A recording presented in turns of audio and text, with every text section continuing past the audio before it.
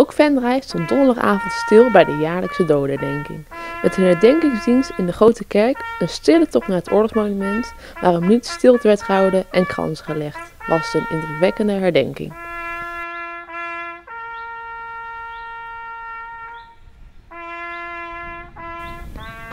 De regie was ook dit jaar in handen van de gemeente Venray en het Oranje Comité. De boodschap van de herdenking is duidelijk. Om alle doden te herdenken die waar ook ter wereld tijdens de oorlog om het leven zijn gekomen. De herdenking werd druk bezocht, tot grote tevredenheid van de organisatie. Ja, ik was heel tevreden. De kerk was goed gevuld. Ook hier in het pad stonden meer dan voldoende mensen. En het is altijd mooi als het er ieder jaar een beetje meer worden, we ook de jeugd erbij kunnen gaan betrekken. Ieder jaar wordt een basisschool uitgenodigd om mee te werken. Dit jaar viel de eer aan basisschool De Hommel en Venray. Op de basisschool levert kinderen die een gedichtje of een verhaaltje vertellen.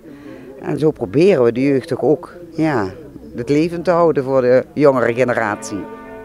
Het thema van de dodenherdenking van dit jaar, vrijheid geef je door, met de recente aanslagen in Zweden en Frankrijk krijgt het thema een bijzondere lading.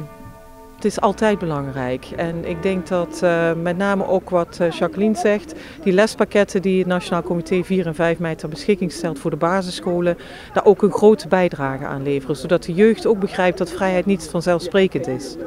Venrayenaar Boy Seibers maakte als spreker tijdens de herdenkingsdienst grote indruk met zijn persoonlijk verhaal. Wij kwamen er eigenlijk min of meer bij toeval achter dat Boy het initiatief had genomen om met Kerstmis vredeslichtjes te plaatsen op alle graven op de Britse begraafplaats aan de Hoenderstraat. Dat vonden we zo'n ontzettend mooi gebaar. Hij heeft het zelf volgens mij met zijn neef georganiseerd. Ze hebben zelf geld ingezameld en het was gewoon een heel persoonlijk initiatief. En dat vonden we zo mooi en we vonden het zo belangrijk. Het thema van dit jaar van het Nationaal Comité 4 en 5 mei is vrijheid geef je door, de kracht van het persoonlijk verhaal. En Boy heeft in onze ogen de brug geslagen van de generatie van de Tweede Wereldoorlog, die de Tweede Wereldoorlog nog heeft meegemaakt, naar de huidige generatie. En daarom vonden we het zo mooi. Boy Seibers, loodmaster Koninklijke Luchtmacht, was 3 jaar geleden nauw betrokken bij het vervoer met stoffelijke resten van de slachtoffers van de vliegramp MH17 van Oekraïne naar Nederland. Tijdens de herdenkingsdienst in de Grote Kerk nam hij aanwezig mee terug naar die vreselijke gebeurtenissen in 2014. Voor Seibers was het niet moeilijk om die herinneringen weer op te halen. Nee, voor mij persoonlijk niet. Ik zal niet zeggen dat het niks met me doet, maar ik praat er liever over dan dat ik het ergens wegstop.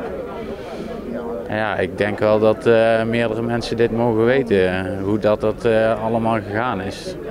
Voor Seibers behoort het verwerkingsproces van de ramp bij zijn werk. Gesprekken met familie, vrienden en vooral collega's zijn enorm belangrijk voor hem. Ja, als ze erom vragen wel, ja. En met mijn vriendin ook, daar kan ik goede gesprekken mee hebben. Maar voornamelijk ook met de collega's die het al hebben meegemaakt. Dus. Gebeurt dat heel erg vaak of hebben die het er 1 keertje over en dan is het geweest?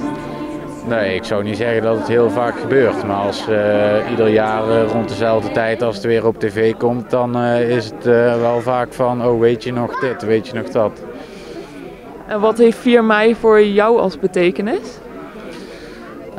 4 mei betekent voor mij allereerst het herdenken van de slachtoffers.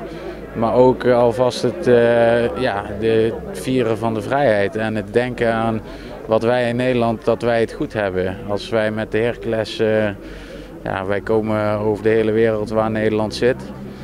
En dan denk ik af en toe van, ik ben blij dat ik in een Nederlands wiegje geboren ben. En ja, we mogen eigenlijk maar blij zijn met wat we hier hebben. En dat moeten we koesteren.